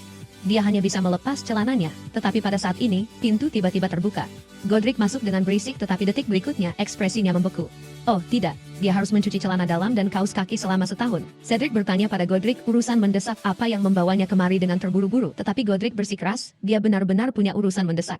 Anak buahnya melaporkan telah menemukan tambang besi, tetapi lokasinya canggung, tepat di perbatasan antara wilayah mereka dan wilayah Bolton. Cedric tersenyum. Apa hal seperti ini perlu dilaporkan? Dia segera mengambil pena dan melingkari tambang besi itu di dalam batas wilayahnya di peta. Pergi beritahu Tuan Bolton bahwa tambang besi ini milikku. Jika dia tidak setuju, dia bisa bersiap untuk perang. Setelah menyuruh Godric pergi, Cedric menikmati mandi yang menyenangkan. Sejak meminum darah naga, dia memiliki perut six-pack dan vitalitasnya juga meningkat. Baik itu kapasitas, stamina, atau performa berkelanjutan, dia sekarang telah mencapai level kesatria langit. Kembali ke kamar tidur, Cedric mendapati Lori sudah bangun. Dia bertanya dengan khawatir, apakah dia merasa lebih baik, dan mengapa dia tidak beristirahat lebih lama. Lori kecil berkata, dia baik-baik saja sekarang. Berkat Tuan, dia membangkitkan kekuatan garis keturunannya. Untuk berterima kasih padanya, dia memutuskan untuk mengandung anaknya. Cedric bergidik kaget. Apa kau tahu cara membuat bayi? Tentu saja. Nyonya Chris mengajariku banyak hal, bukan hanya etiket, tetapi juga instrumen. Nyonya Chris berkata, mulut kecilku sempurna untuk bermain seruling. Mulut yang lebih besar tidak akan memberikan sensasi yang sama. Cedric terdiam. Jika bukan karena sistem sialan yang menandai Lori tidak layak untuk berkembang biak, dia akan menjadi monster jika menahan diri sekarang. Cedric menepuk kepala Lori. Lori, kekuatan garis keturunanmu belum sepenuhnya bangkit. Kamu perlu istirahat dan memulihkan energimu sekarang. Sementara itu, wilayah Bolton menerima peta yang dikirim Cedric. Setelah mengetahui bahwa wilayah Elang ingin memonopoli tambang besi, semua orang di aula meledak dalam kemarahan. Tuan Bolton melihat kerumunan yang gelisah di aula dan mengangguk puas. Inilah efek yang dia inginkan. Keluarga Bolton telah bersembunyi selama bertahun-tahun. Kita akhirnya menemukan kesempatan untuk bangkit. Kita tidak bisa membiarkannya merusaknya. Sejauh yang ku tahu, mereka hanya punya 2 ksatria bumi. Jadi untuk memastikan kemenangan dalam perang ini, aku telah meminjam 3 ksatria bumi dari pangeran dengan 1/3 hak penambangan. Saat dia berbicara, dia mengangkat tangannya dan menepuk ksatria muda yang berdiri di sampingnya. Senyum bangga muncul di wajahnya. Nak, tunjukkan pada mereka. Putra Tuan Bolton dengan hormat mengangguk, lalu di bawah tatapan penasaran semua orang, aura pertempuran Sian pucat melonjak ke langit. Bahkan matanya menyala dengan api aura Cayan. Ketika konsentrasi aura mencapai titik memancar dari rongga mata, ini adalah tanda seorang ksatria bumi. Setelah hening sejenak, seluruh aula meledak dalam sorak-sorai antusias. Di sisi lain, setelah malam yang gelisah, Cedric turun ke jalan. Tepat saat dia sedang memikirkan cara mendapatkan poin penjahat, anak gemuk yang lollipopnya dicuri, tiba-tiba muncul di hadapannya. Cedric hendak mendekat dan menggodanya, tetapi anak itu mulai menangis. Cedric bergegas untuk bertanya. Anak gemuk itu memberitahunya bahwa pensiun yang diperoleh ayahnya yang gugur dalam pertempuran dicuri oleh seorang ksatria, dan ibunya dipukuli karena mencoba menghentikannya. Mendengar ini, Cedric berhenti sejenak. Apakah ibumu cantik? Setelah pulang bersama anak gemuk itu, Cedric mengetahui cerita lengkapnya dari ibunya yang sakit parah. Selalu ada sekelompok preman di kota yang memeras uang perlindungan yang didukung oleh seorang ksatria, jadi tidak ada yang berani ikut campur. Mendengar ini, amarah Cedric langsung berkobar. Jadi dia pergi ke kedai minuman dan menunggu para preman itu muncul. Tak lama kemudian, Cedric mengidentifikasi targetnya. Setelah diinterogasi dengan keras, pria itu mengungkapkan pelindungnya, Nightgale. Mendengar ini, Cedric membeku. Sebuah kenangan masa kecil muncul di benaknya. Itu adalah seorang pria yang berlutut dengan satu kaki bersumpah setia abadi padanya, dan pria itu adalah Nightgale yang disebutkan preman itu. Karena marah, Cedric segera pergi ke rumah Gale. Pada saat ini Gale sedang sibuk bercinta dengan dua wanita. Ini membuat Cedric yang datang untuk menuntut jawaban menjadi lebih marah. Aku tidak peduli jika kau bermain dengan wanita, tapi kenapa kau mengambil pensiun prajurit yang gugur? Gale tidak mengerti mengapa tuannya begitu marah. Mereka hanyalah rakyat jelata biasa. Mengapa mereka harus mendapatkan 10 koin emas setelah mati? Aku seorang ksatria hebat dan hanya mendapatkan 3 koin emas sebulan. Apakah nyawa mereka semahal itu? Para rakyat jelata itu bahkan bisa mengambil 5 koin perak setiap bulan dari kas negara. Saat dia berbicara, dia menampar payudara wanita di sampingnya. Tuanku, lihatlah, jika Anda memberiku 10 koin emas, aku bisa hidup jauh lebih nyaman. Mendengar ini, Cedric benar-benar kecewa pada Gale. Karena kau sangat menginginkan 10 koin emas itu, aku akan mengabulkan keinginanmu hari ini. Tak lama kemudian, semua orang di wilayah itu mendengar berita. Tuan akan mengeksekusi seseorang. Tapi saat Gale muncul, semua orang tercengang. Itu seorang ksatria. Mengapa mengeksekusinya? Melihat semua orang berkumpul, Cedric menyebutkan kejahatan Gale satu persatu. Tidak mematuhi perintah, mencuri pensiun prajurit yang gugur, menindas yang lemah sebagai seorang ksatria, menghasut preman untuk mengganggu ketertiban umum. Cedric dengan tegas memberitahu kerumunan, di wilayah Eagles, martabat prajurit tidak dapat diganggu-gugat. Siapapun yang melanggar ini, bahkan seorang ksatria hebat, akan digantung. Mendengar ini, Gale tiba-tiba tertawa terbahak-bahak. Kau akan menyesali ini. Cedric tidak mau membuang-buang kata, dan langsung memerintahkan kepalanya dipenggal. Pada saat yang sama, sistem mengirim pemberitahuan bahwa tuan rumah telah mengeksekusi seorang ksatria hebat yang telah mengabdi selama bertahun-tahun, mendapatkan 2000 poin penjahat. Silakan lanjutkan usahamu untuk menjadi penjahat terkuat. Pandangan dunia Cedric nyaris hancur. Sistem sialan macam apa ini? Aku menyingkirkan kejahatan untuk rakyat, dan masih mendapatkan poin penjahat. Sistem memberitahunya sebaliknya karena rakyat hanya akan terintimidasi oleh kekejamannya dan para kesatrianya akan takut pada sifatnya yang tanpa ampun. Cedric tidak percaya dan menarik seorang prajurit untuk menanyakan pendapatnya. Prajurit itu tergagap bahwa mereka semua berpikir sang tuan seharusnya tidak mengeksekusi Gael hanya karena seorang rakyat biasa. Bahkan pengurus Alfred merasa kejahatan Gael tidak pantas dihukum mati. Hati Cedric menjadi dingin. Dia hanya menginginkan keadilan. Mengapa dia dianggap sebagai algojo yang kejam? Apakah dia ditakdirkan untuk menjadi penjahat? Cedric sudah merasa tertekan karena mengeksekusi kesatria kemarin, tetapi Lori kecil yang peka melihat kesulitannya dan menghiburnya. Tuan tidak melakukan kesalahan apapun. Jika Anda bahkan tidak bisa membela martabat dan hak pahlawan yang gugur, Anda tidak pantas menjadi tuan yang layak. Kemanisan dan kelucuan Lori kecil membawa banyak kenyamanan bagi Cedric. Kalau bukan karena sistem sialan yang mengatakan konstitusi Lori lemah, Cedric mungkin akan memberi Lori hadiah 100.000 serangan kritis malam ini. Keesokan harinya Cedric mengumumkan keputusan di depan semua orang untuk menyerang wilayah Bolton terlebih dahulu untuk merebut tambang besi. Pengurus tua Alfred tidak mengerti. Kita tidak punya peralatan pengepungan sekarang, dan bahkan jika kita membuatnya di tempat, tidak ada waktu. Cedric tersenyum sedikit. Serahkan saja masalah ini padaku. Ternyata dia membuat keputusan ini karena dia melihat tangga pengepungan di toko penjahat seharga 600 poin penjahat masing-masing, dan bisa dipanggil sesuka hati. Maka, meskipun semua orang keberatan, Cedric merumuskan rencana pertempuran itu sendiri. Dia dan para prajurit Minotaur akan menjadi barisan depan pengepungan, sementara yang lain hanya perlu menyibukkan para penjaga Bolton. Malam itu juga, Cedric berangkat dengan pasukannya. Menggunakan tangga, pasukan Cedric dengan cepat mencapai tembok musuh. Serangan mendadak itu membuat para prajurit wilayah Bolton benar-benar lengah. Bahkan meriam pertahanan direbut oleh para Minotaur. Sementara itu, Cedric menerima misi dari sistem, merebut tambang besi, menjarah kastil, membunuh kesatria bumi. Cedric merasa geli. Benar-benar waktu yang tepat. Segera, Cedric dan para Minotaurnya merebut kastil Bolton. Tepat saat dia akan mengosongkan harta kastil, sebuah sangkar besi tiba-tiba turun dari atas menjebak dia dan para prajurit Minotaur. Tidak hanya itu, bahan sangkar itu begitu istimewa, sehingga para Minotaur pun tidak bisa membukanya dengan kekuatan kasar. Pada saat ini Tuan Bolton berjalan keluar dengan mengejek. Setelah mendengar ejekannya, Cedric mengerti mengapa dia jatuh ke dalam perangkap. Ternyata mengeksekusi kesatria hebat itu menyebabkan keresahan di pasukan. Seseorang tidak puas dengan tindakannya dan menjadi pengkhianat. Sementara itu, para prajurit elang yang ditugaskan menahan pasukan utama belum melihat tuan mereka muncul. Pengkhianat itu segera menyadari Cedric terjebak dan menghasut semua orang untuk segera mundur. Tapi pengurus Alfred dipenuhi dengan keberanian yang setia. Dia berjuang sendirian masuk ke dalam kastil. Melihat ini, Cedric sangat tersentuh. Tapi sayangnya, Alfred hanya satu orang. Pada akhirnya, dia kewalahan karena jumlah yang banyak dan dikalahkan. Tetapi pada saat ini, penduduk wilayah Eagle benar-benar membentuk milisi untuk datang menyelamatkan. Ini menyalakan kembali semangat juang para prajurit yang bersiap untuk mundur. Mereka semua berjuang kembali ke kastil untuk menyelamatkan tuan mereka. Pada saat yang sama, melihat pengurus tua Alfred dalam bahaya besar, Cedric berhenti berpura-pura dan menunjukkan kartunya.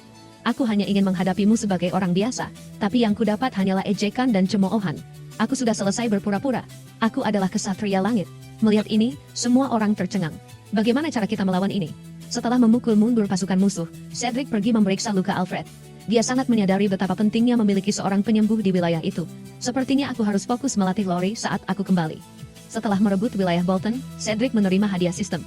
Hadiah misi ini memicu efek serangan kritis. 3 anjing neraka berevolusi menjadi prajurit api neraka. Statistik mereka yang luar biasa dan skill pasif yang kuat sangat memuaskan Cedric. Setelah memperkenalkan para prajurit api neraka kepada semua orang, Cedric menempatkan mereka di air mancur untuk menjaga kastil.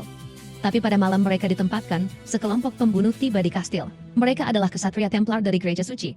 Mereka di sini malam ini bukan untuk membunuh Cedric, tetapi untuk menemukan seorang pria tua yang telah diburu gereja selama bertahun-tahun. Segera, mereka melihat pria tua itu di sekitar perimeter kastil. Pria tua itu tahu tujuan mereka. Dia segera mengeluarkan satu-satunya ramuan spesialnya dan menelannya.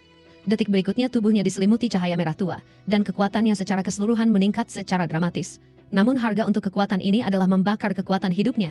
Segera, pertempuran mereka ditemukan oleh prajurit api neraka. Sementara itu Cedric yang sedang bermesraan dengan Lori, mendengar keributan di luar. Setelah melihat para kesatria Templar, Cedric segera mengenakan peralatannya dan bergabung dalam pertempuran. Setelah menjadi kesatria langit, para kesatria Templar ini bukan lagi tandingannya.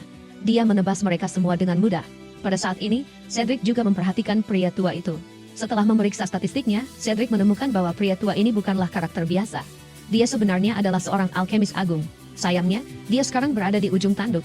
Setelah mengantar kepergian pria tua itu, Cedric merasakan sedikit penyesalan. Tapi begitu dia kembali ke kamar tidurnya, Lori bergegas ke pelukannya. Tuan, Lori tidak ingin Tuan terluka. Lori sangat ingin turun dan melindungi Tuan, tapi aku takut menjadi beban. Melihat gadis penurut di pelukannya, Cedric dengan lembut mengacak-acak rambutnya dan menghiburnya. Lori bukanlah beban. Setelah kau bangkit sepenuhnya, kau bahkan mungkin lebih kuat dari Tuan.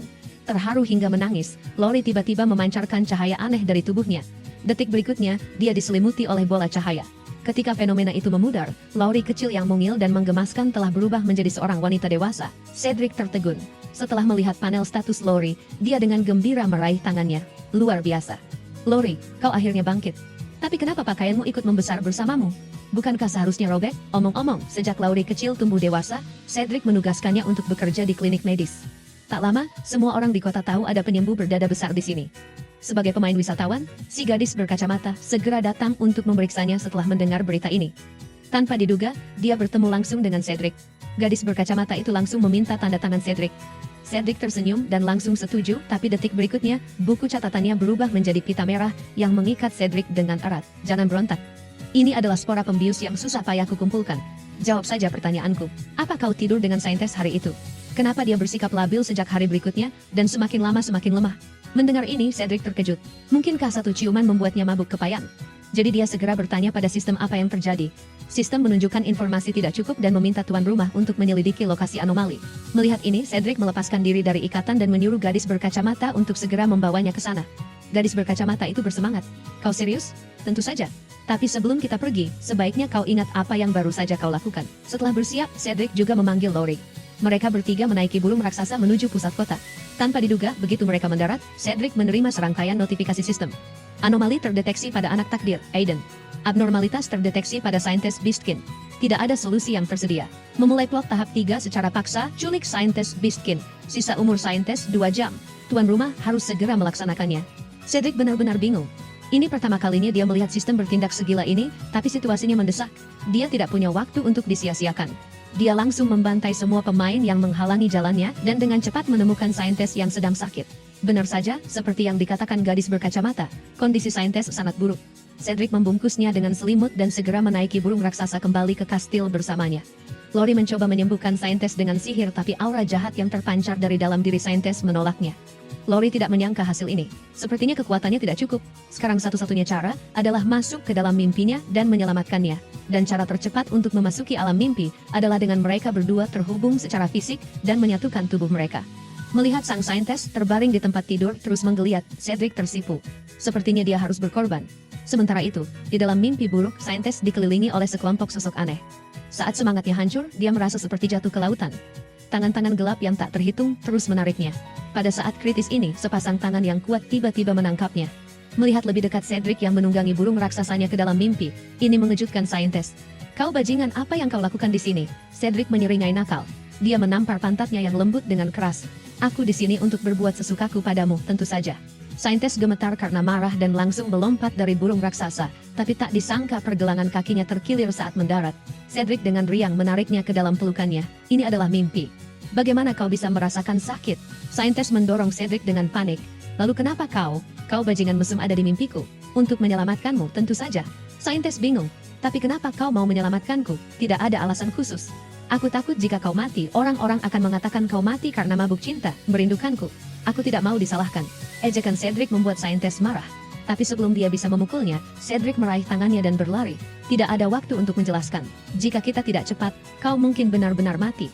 Saintes ingin melepaskan diri, tapi entah bagaimana pria yang suka menggodanya ini memberinya rasa aman yang belum pernah dirasakan sebelumnya. Tak lama kemudian, mereka tiba di depan sebuah katedral yang megah. Cedric memberitahunya bahwa ini adalah titik ketakutan terbesarnya. Begitu mereka menemukan jalan keluar, mereka bisa lolos dari mimpi buruk ini. Benar saja, saat melihat tempat ini, tubuh saintes bergetar tanpa sadar. Bayangan dipukuli di masa lalu melintas di benaknya. Melihat ekspresi saintes, Cedric bingung tentang apa yang bisa membuatnya begitu takut. Tapi karena dia bereaksi seperti ini, setidaknya mereka berada di tempat yang tepat. Mengabaikan protes saintes, dia mengangkatnya ke bahunya dan berlari ke dalam katedral. Tindakan main-main ini justru sedikit mengurangi rasa takut saintes. Tak lama, mereka menemukan sebuah patung. Yang membuat saintes bingung adalah Dewi Alam Liar awalnya diabadikan di sini. Kenapa patung itu berubah menyerupai saintes sebelumnya? Cedric diam-diam membandingkan ukuran kedua generasi saintes, dan tidak bisa menahan diri untuk tidak menghela napas. Setiap generasi tidak sehebat yang sebelumnya. Lalu dia menarik saintes untuk terus mencari jalan keluar. Tak lama setelah mereka pergi, patung saintes yang diabadikan itu menunjukkan senyum sinis, dan bahkan pupil matanya berubah menjadi merah darah. Melihat lebih dekat, ada tanda tengkorak bertanduk di mata merah patung itu, tanda yang sama dari patung yang Aidan keluarkan dari kotak. Cedric membawa saintes ke sebuah ruangan. Membuka pintu, ternyata itu adalah ruang kelas. Di dalamnya ada seorang wanita dengan perilaku yang sangat aneh. Serafina mengenalinya sebagai guru masa kecilnya. Serafina dulu sangat takut padanya. Namun, setelah mendengar wanita itu memanggil namanya, dia tanpa sadar berjalan ke arahnya. Cedric menjadi cemas, tapi wanita itu melancarkan serangan mendadak pada saat ini. Melihat ini, Cedric menendang perut wanita itu. Wanita itu berhenti dan tidak menyerang lagi, tapi malah menggunakan tongkat penunjuknya untuk memerintah anak-anak di sekitarnya. Anak-anak itu menggaruk meja mereka dengan kuku sambil mengeluarkan jeritan yang memekakan telinga. Suara yang mencemari mental itu menyerang telinga Cedric. Itu juga membangunkan sang saintes yang tidak sadarkan diri. Sambil melihat sekelilingnya, sang saintes memberitahu Cedric bahwa ini adalah ingatan dari panti asuhan masa kecilnya, dan Nona Mary memiliki kelemahan. Penglihatan buruk, tetapi pendengaran yang sangat baik. Mendengar ini, Cedric menarik sang saintes mendekat. Setelah menghindari serangan diam-diam guru itu, dia melemparkan koin ke kejauhan. Nona Mary langsung tertarik pada suara itu, dan Cedric memanfaatkan kesempatan ini untuk melarikan diri dari ruang kelas. Namun, mereka baru saja pergi ketika mereka jatuh ke dalam kehampaan. Cedric dengan cepat memeluk saintes, dan menggunakan tubuhnya sebagai bantalan untuknya. Pada titik ini, Cedric mengerti bahwa setiap ruangan dalam mimpi ini mewakili kenangan paling menakutkan Serafina. Mereka harus menemukan pintu, dan terus bergerak maju. Tepat pada saat itu, sesosok tubuh tinggi tiba-tiba muncul di belakangnya. Berbalik untuk melihat, Cedric tercengang. Apa-apaan ini? Bukankah ini aku? Tapi orang ini terlihat agak bodoh dan tidak berbahaya. Cedric menyadari boneka itu muncul dari lorong bawah tanah. Mereka berdua mengikuti lorong itu ke ruang bawah tanah. Segera, mereka menemukan sumber cahaya. Pada saat ini, Cedric tiba-tiba merasakan niat membunuh. Berbalik untuk melihat, dia melihat saintes generasi sebelumnya perlahan mendekati mereka dengan cambuk di tangan. Saat Serafina melihatnya, kenangan menakutkan melintas di depan matanya. Gambaran saintes sebelumnya yang menghukumnya. Berbeda dengan ketakutan Serafina, Cedric tampak sangat bersemangat karena wanita pemegang cambuk ini cukup mendebarkan. Tepat saat dia akan menggodanya, cambuk itu tiba-tiba melesat seperti rantai dan menembus dadanya. Pada saat ini, Cedric tiba-tiba menyadari bahwa dalam mimpi saintes, kekuatannya didasarkan pada ingatan sang saintes tentang dirinya. Jadi dia berteriak pada Serafina untuk membayangkannya sebagai orang terkuat yang dia kenal. Siapa yang akan menyangka? Detik berikutnya, dia berubah menjadi kelinci merah muda. Benar sekali. Kelinci merah muda ini selalu menjadi pendukung Serafina saat dia masih muda. Dan sekarang berubah menjadi kelinci, kekuatan Cedric memang melonjak. Dengan satu pukulan mudah, dia mengalahkan saintes di hadapannya. Tubuhnya kemudian mulai menghilang. Serafina, sisa jalan ini, kau harus berjalan sendirian. Jangan mengecewakanku. Serafina mengangguk dengan tegas. Mimpi buruk yang menghantuinya selama berhari-hari akhirnya hancur pada saat ini. Di dunia nyata dia tanpa sadar bersandar pada Cedric.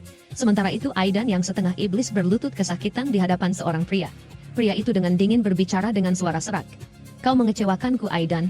Demi kekuatan sementara, kau diam-diam menukar keilahian saintes dengan abis. Yang lebih menyedihkan, kau berhasil kehilangan dirimu sendiri dalam kesepakatan itu. Tindakan bodohmu telah mengganggu rencanaku. Aku memberimu satu kesempatan terakhir. Jika kau tetap keras kepala, jangan salahkan aku karena menggunakan tubuhmu sebagai wadah baruku. Sementara itu, demi memiliki anak dengan tuannya, Lori benar-benar melepas seragam pelayannya dan berganti dengan stocking hitam dan seragam perawat. Cedric baru saja bangun dari mimpi buruk saintes dan melihat Lori memegang jarum suntik. Oh baiklah, gadis ini pasti cemburu. Benar saja. Melihat tuannya bangun, Lori memeluk Cedric dengan erat. Tuan, Lori sudah dewasa. Lori menginginkanmu sekarang. Astaga, pria mana yang bisa menolaknya? Hasrat Cedric hampir meledak, tetapi mengingat fisik Lori tidak cocok untuk bereproduksi, dia dengan malu-malu melarikan diri. Dia benar-benar tidak berguna. Namun dalam perjalanan pulangnya, Cedric menemukan celah dalam sistem. Berbalik, dia menemukan Lori lagi. Tapi kali ini, dia bertindak benar-benar di luar karakternya dan merobek pakaian Lori. Tuan muda ini pasti akan mencicipinya hari ini. Perilaku Cedric yang tiba-tiba keterlaluan membuat Lori bingung. Tetapi saat dia menyesuaikan diri dan bersiap untuk menyerah, Cedric justru berhenti. Ternyata penculikan Serafina oleh Cedric menyebabkan dunia game diperbarui ke tahap 2. Cedric panik, dia benar-benar panik. Dia tahu bahwa di tahap 2, 10.000 pemain akan turun. Bahkan jika dia selamat, istananya tidak akan selamat. Dalam kecemasannya yang luar biasa, dia tiba-tiba melihat bahwa toko penjahatnya juga telah diperbarui, memungkinkannya untuk menukar berbagai unit khusus dan sumber daya strategis. Jadi dia sangat ingin mendapatkan poin penjahat. Melalui percobaan berulang kali, dia menemukan bahwa sistemnya memiliki kecerdasan anak berusia 3 tahun. Selama dia melakukan tindakan keterlaluan, sistem tidak peduli apakah dia sedang berakting. Itulah sebabnya dia bertindak seolah-olah memaksakan diri pada Lori. Benar saja, seperti yang dia pikirkan, sistem memberinya 5.000 poin penjahat. Dan begitulah Cedric memulai jalannya untuk mengeksploitasi glitch. Lori kecil tidak mengerti, tetapi selama tuannya senang, dia akan memuaskannya tidak peduli betapa mesumnya. Segera Cedric mengumpulkan cukup poin untuk membeli unit baru. Setelah merekrut sekelompok prajurit suci, Cedric akhirnya memiliki kepercayaan diri untuk melawan para pemain. Pada titik ini, sistem juga mengiriminya misi penjahat. Bunuh 2.000 pemain, turunkan setidaknya 500 pemain ke level 0, dan hancurkan balas dendam Aidan. Cedric sangat senang. Apa-apaan ini? Bukankah ini hanya hadiah gratis? Tapi untuk berjaga-jaga, dia menukarkan ramuan terobosan Ksatria Langit dari toko dan memberikannya kepada Alfred. Sekarang semuanya sudah siap. Hanya langkah terakhir yang tersisa. Orang-orang bodoh, bersihkan leher kalian dan tunggu aku. Setelah game memasuki tahap 2, quest untuk menaklukkan Cedric terbuka.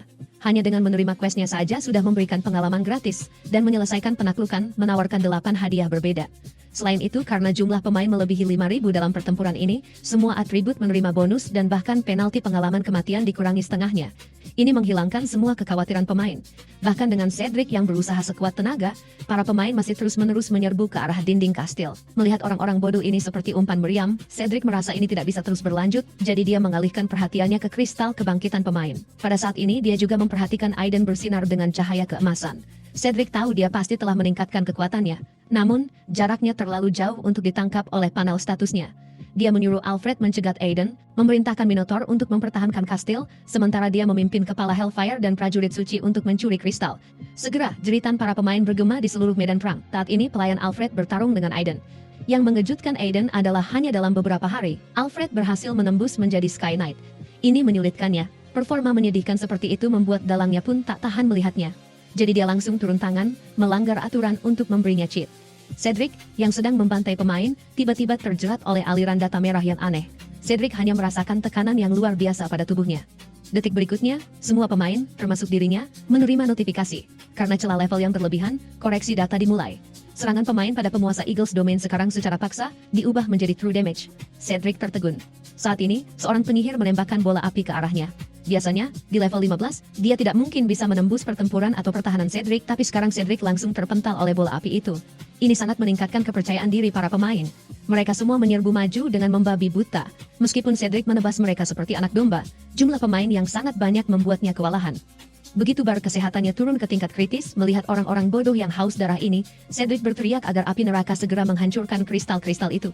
Detik berikutnya, raksasa hijau seperti bom nuklir turun dari langit, langsung melenyapkan sekelompok orang bodoh yang tidak sadar. Namun, melawan 8.000 prajurit, kerusakan Hellfire hanyalah setetes air di lautan.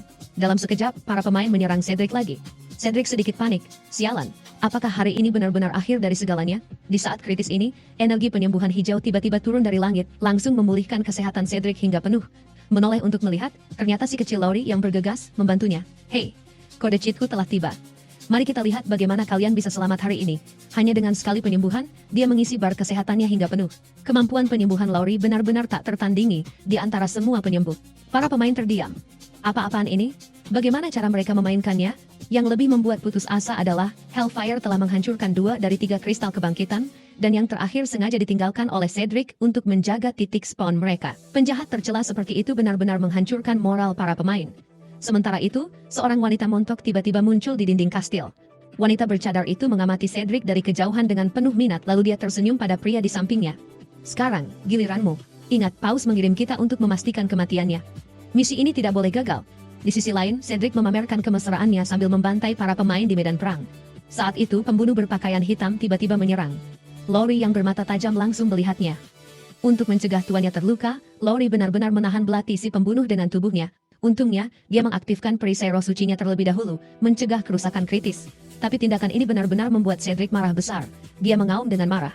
Hantu singa emas menerjang lawan. Kaki si pembunuh menjadi lemas karena takut, nyaris tidak bisa menghindari serangan singa itu. Dia mendapati jalannya dihadang oleh Cedric yang muncul di belakangnya. Tepat saat dia akan menemui ajalnya, wanita misterius itu tiba-tiba turun tangan, menembakkan mantra sihir kecil langsung ke dada Cedric. Jika Laurie tidak menyembuhkannya tepat waktu, Cedric akan tewas oleh serangan diam-diam itu. Pada titik ini wanita itu juga bergerak dari belakang ke garis depan. Di bawah komandonya, si pembunuh menyerang Cedric lagi. Namun kali ini sebelum Cedric sempat bertindak, beberapa kilatan pedang tiba-tiba melintas, langsung membunuh si pembunuh. Semua orang berbalik karena terkejut. Orang yang menyerang adalah Saintess Serafina yang telah bangkit. Tidak ada waktu untuk penjelasan. Wanita misterius itu sudah melancarkan serangan sihir ke Serafina. Namun kecepatan Serafina yang telah bangkit meningkat pesat. Dia dengan cepat naik ke udara. Saat ini, wanita misterius itu percaya diri, mengira Serafina hanya mengulur waktu. Tapi siapa sangka, detik berikutnya, Serafina muncul di belakangnya, dan dengan satu tebasan pedang membelahnya menjadi 2. Sayang sekali aset-aset itu. Di kejauhan Cedric tercengang. Apakah ini benar-benar Serafina yang dia kenal? Bagaimana dia bisa menjadi begitu kuat? Namun pada saat ini, Serafina bertindak seolah-olah dia tidak mengenali Cedric dan langsung menyerangnya. Cedric berjuang untuk mengangkat pedangnya untuk menangkis. Tetapi saat pedang mereka beradu, Serafina tiba-tiba pingsan dan jatuh ke pelukan Cedric. Para pemain meledak dalam amarah. Saintess yang mereka perjuangkan mati-matian untuk dilindungi kini terbaring di pelukan si penjahat. Apa gunanya bertarung lagi? Setelah para pemain mundur, Cedric membawa Serafina kembali ke kastil. Dia menyuruh Laurie merawatnya. Menurut diagnosis Laurie, tidak hanya organ dalam Serafina yang rusak parah, tetapi jiwanya juga terkoyak. Bahkan jika disembuhkan, dia akan membutuhkan waktu lama untuk pulih. Mendengar ini, Cedric merasa tertekan. Melalui panel sistem, dia bisa melihat bahwa Serafina membangkitkan kekuatan garis keturunan Biskinnya yang menyebabkan ini. Serangannya sebelumnya padanya adalah karena dia mencampur adukan mimpi dengan kenyataan. Pemeran utama wanita yang menanggung tanggung jawab seberat itu benar-benar mengalami masa sulit. Dia bertanya-tanya apa yang terjadi dengan pemeran utama pria sekarang. Saat ini, Aiden sedang menendang kristal kebangkitan dengan marah. Kali ini, dia kehilangan segalanya dan reputasinya di antara para pemain anjlok. Dan yang terpenting, dalangnya telah memutuskan untuk meninggalkannya. Setelah masa pemulihan yang begitu lama, si dalang telah memecahkan sebagian dari aturan dunia ini. Dia menciptakan penampakan dewi palsu untuk memberikan misi utama baru kepada para pemain untuk menipu pemain agar menaklukkan wilayah Biskin terlebih dahulu, kemudian kembali untuk menaklukkan Eagles Domain setelah cukup kuat. Sementara itu, di Eagles Domain, Laurie dengan patuh berlutut di pangkuan Cedric menunggu hukuman tuannya. Ternyata tindakan nekat Laurie yang melindungi Cedric sebelumnya sangat membuatnya khawatir. Dia memarahi Laurie karena terlalu gegabah. Untuk mencegah hal ini terjadi lagi, Cedric memutuskan untuk menghukumnya dengan benar. Namun Laurie tidak hanya tidak merasa dihukum, tetapi menjadi lebih bersemangat. Tuan, Laurie ingin. Cedric tidak bisa berkata-kata. Ini siang bolong, dan maksudku benar-benar siang, bukan waktu untuk aktivitas malam semacam itu. Apa yang kamu inginkan? Tapi Laurie tidak peduli. Naluri berkembang biaknya membuatnya langsung menerkam tuannya dan langsung menggigit. Cedric panik. Secara naluriah, dia meraih ekor Laurie. Hanya dengan sentuhan ringan, tubuh Lori seolah aktif seperti saklar getar. Kakinya yang berstoking putih menendang-nendang liar. Tuan jangan. Itu adalah tempat yang hanya bisa disentuh oleh suami. Anda harus bertanggung jawab pada Lori. Mendengar ini, Cedric menjadi lebih bersemangat. Oh, benarkah? Kalau begitu jangan salahkan tuan muda ini karena bersikap kasar. Sekarang untuk menghukum pelayan kecilnya, Cedric meraih ekornya dan terus menggelitiknya. Lori tidak tahan lagi. Keringat wangi bercampur air liur menetes ke dadanya yang sintal. Tuan, aku mengaku salah. Tolong hentikan. Melihat pelayan kecil itu memohon ampun, Cedric akhirnya berhenti. Saat ini Lori mengeluarkan semanggi berdaun 4 mengatakan itu adalah hadiah untuk tuannya. Dia berharap tuannya akan lebih beruntung di masa depan. Tersentuh, Cedric memeriksanya dengan saksama dan menemukan itu terbuat dari botol air kehidupan yang pernah dia berikan kepada Lori. Sambil tersipu, Lori menjelaskan bahwa ramuan itu adalah hadiah pertama yang tuannya berikan, jadi dia menyimpannya selama ini. Omong-omong, kenapa kamu memakai semanggi berdaun 3 di lehermu? Apakah ini aksesoris yang serasi? Mendengar ini, Lori tersipu malu. Hei, Lori tidak akan memberitahumu. Dengan itu, Lori lari keluar sambil tersipu.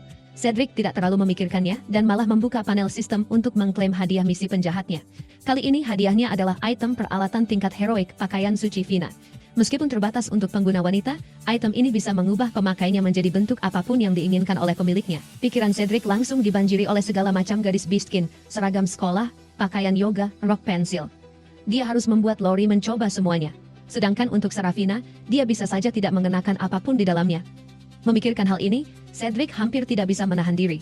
Sementara itu, Serafina yang terluka parah dan tidak sadarkan diri terbangun. Namun, dia masih tidak bisa membedakan antara mimpi dan kenyataan. Pada saat ini, Cedric keluar setelah mandi. Serafina terkejut. Bagaimana aku bisa melihat tuan dari wilayah Elang bahkan dalam mimpiku? Dan perut kotak-kotak 8-nya itu sangat memikat. Setelah mempertimbangkan sejenak, Serafina memutuskan untuk melakukannya. Dia menerkam Cedric dan menggigitnya dengan keras. Tubuh Cedric gemetar. Sebagai balasannya, dia menindih Serafina. Sadarlah. Ini kenyataan bukan mimpi. Aku tidak percaya padamu. Semua pembohong besar di mimpiku mengatakan ini adalah dunia nyata. Cedric terdiam. Baiklah, kau mau main-main ya? Dengan itu dia juga menggigit Serafina. Serafina merasa seperti disambar petir. Sensasi yang mengalir di tubuhnya langsung membuatnya sadar. Tetapi mengingat tindakannya sebelumnya, dia langsung merasa sangat malu. Saat itu juga, Cedric juga menerima notifikasi misi sistem. Misi lanjutan culik sang saintes terpicu hina sang saintes. Melihat ini, Cedric tiba-tiba tersenyum jahat. Sistem sialan.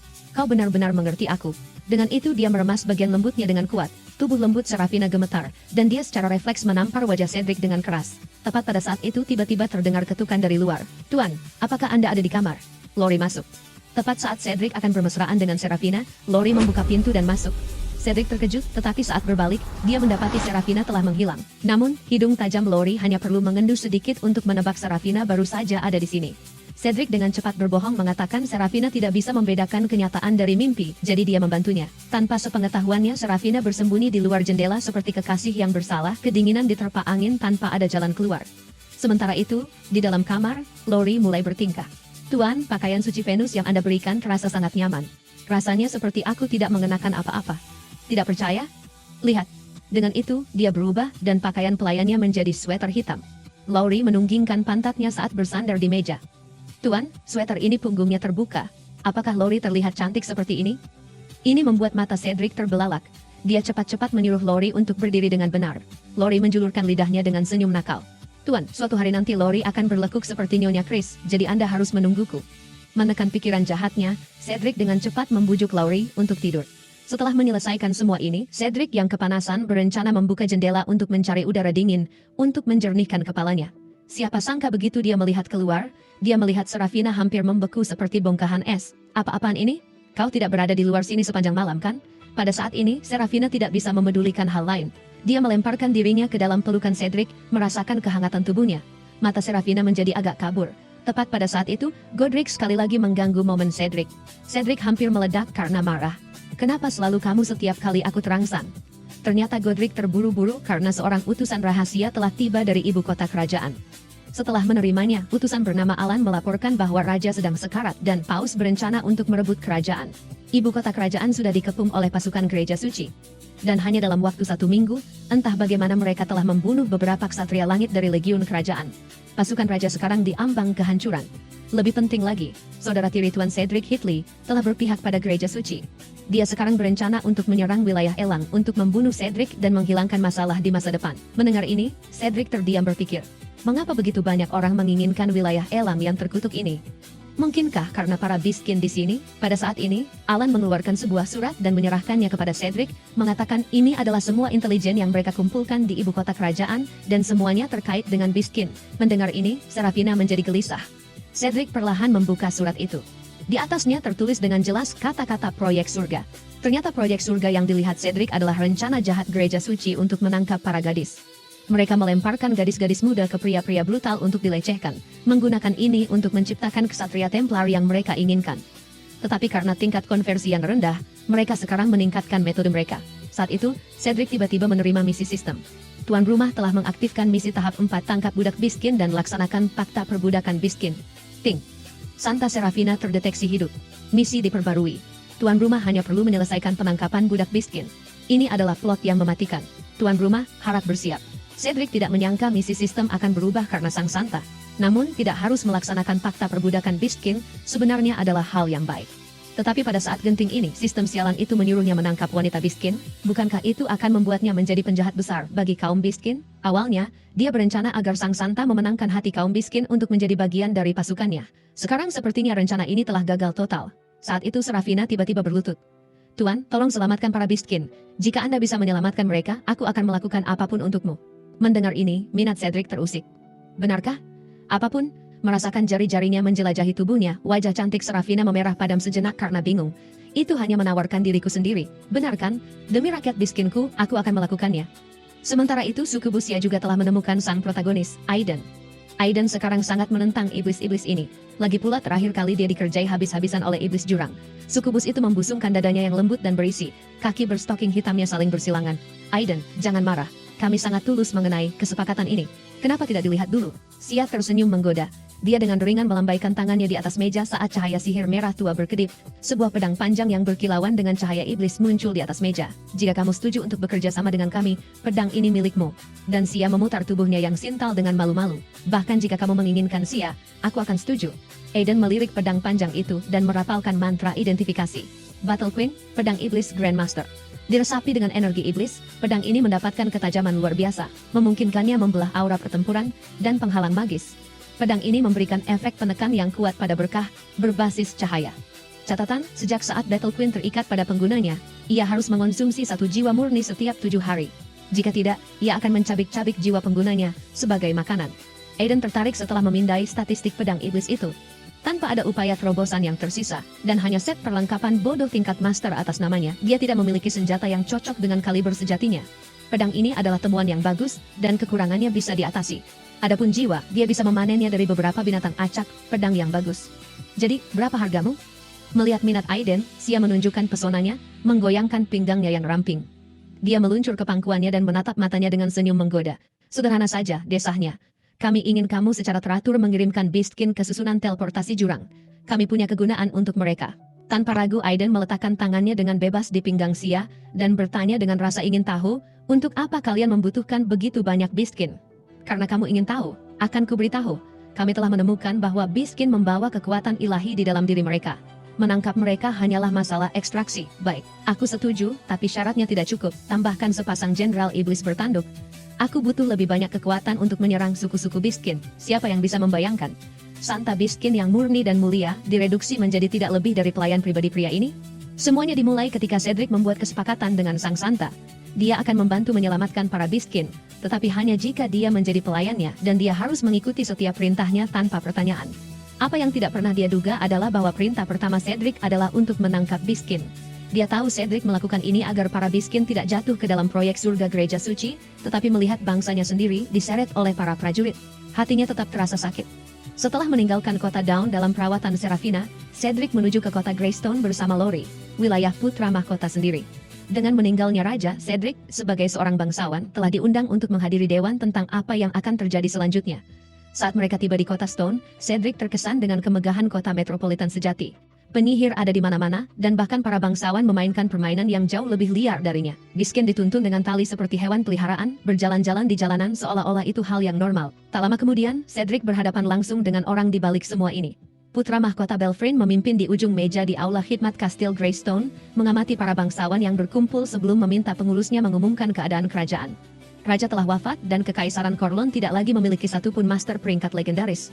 Lebih buruk lagi, Paus sudah bergerak, lapar untuk merebut takhta, dan menjadi penguasa tunggal kekaisaran. Kata-kata pengurus itu mendarat seperti pukulan gada di tengkorak setiap bangsawan di ruangan itu. Tanpa master peringkat legendaris, kekaisaran kehilangan kekuatannya untuk menghalangi tetangganya. Dan bukan hanya kerajaan manusia di sekitarnya yang mengincar kesempatan mereka. Kekaisaran Orke juga tidak akan tinggal diam. Ketika sarang runtuh, tidak ada telur yang selamat. Jika kekaisaran Korlan jatuh ke invasi asing, para bangsawan ini akan menjadi yang pertama terbakar. Tepat saat kepanikan mulai menyebar di ruangan itu, putra mahkota Belfrin memotong keributan. Dia menunjukkan bahwa meskipun Paus telah mempersiapkan diri dengan matang, menghancurkan ibu kota, dan menguras fondasi kekaisaran, masih akan memakan waktu. Dan selama waktu ini, dia telah menjalin aliansi dengan sekelompok orang luar, yang dapat hidup kembali, tanpa henti. Mereka akan membantu menghancurkan pasukan gereja suci yang paling banyak dan penting. Cedric benar-benar tercengang. Orang luar yang hidup kembali tanpa henti, itu pasti para pemain. Apa yang dilakukan para noob itu di sini? Bukankah seharusnya mereka masih terjebak di desa pemula? Benar saja, saat berikutnya, faksi pemain yang dipimpin oleh Little Frog berbaris langsung ke dalam aula. Cedric tidak bisa berkata-kata. Putra mahkota pasti benar-benar kehabisan pilihan jika dia bekerja sama dengan sekelompok beban ini. Setelah rapat selesai, Little Frog melacak Cedric. Aku dengar penguasa wilayah Elang telah menangkap para biskin secara besar-besaran akhir-akhir ini. Kami ingin tahu kenapa, Cedric mencibir. Jika aku bilang aku melindungi mereka, apa kau akan percaya? Jika aku bilang gereja suci sedang melakukan eksperimen pada biskin, apa kau juga akan percaya? Dua berita mengejutkan berturut-turut membuat para pemain terhuyung-huyung, tapi Cedric tidak tertarik membuang waktu untuk mereka. Dia menerobos dan berjalan keluar tanpa sepatah kata pun. Namun, begitu dia kembali ke kamarnya, sebuah undangan dari putra mahkota tiba. Cedric tertawa sendiri. Apa orang ini benar-benar berpikir dia sudah menjadi raja? Ya, lebih baik aku lihat saja apa maunya. Kembali di kamarnya, Cedric menarik Lori ke dalam ciuman panjang yang penuh gairah. Setiap penguasa lain datang ke kota Greystone untuk rapat, tapi Cedric datang untuk urusan yang sangat berbeda. Setelah malam yang liar dan penuh gairah bersama, pelayan putra mahkota tiba untuk mengumumkan bahwa tuannya siap menemuinya. Dia menambahkan bahwa pelayannya dipersilakan untuk ikut. Memasuki kamar putra mahkota, Cedric benar-benar terkejut. Seorang gadis elf merangkak di lantai, digunakan sebagai sandaran kaki. Sang pangeran sesekali menekan tumitnya ke punggung gadis itu, hanya karena dia bisa. Melihat rasa ingin tahu Cedric, putra mahkota menjelaskan. Gadis elf ini pernah menyusup ke kastil sendirian, membunuh lebih dari 80 prajurit dan 2 ksatria bumi. Setelah ditangkap, dia hanya dicambuk selama sebulan, selebihnya tidak disentuh. Sihirnya telah disegel. Jika Cedric tertarik, pangeran terbuka untuk bertukar.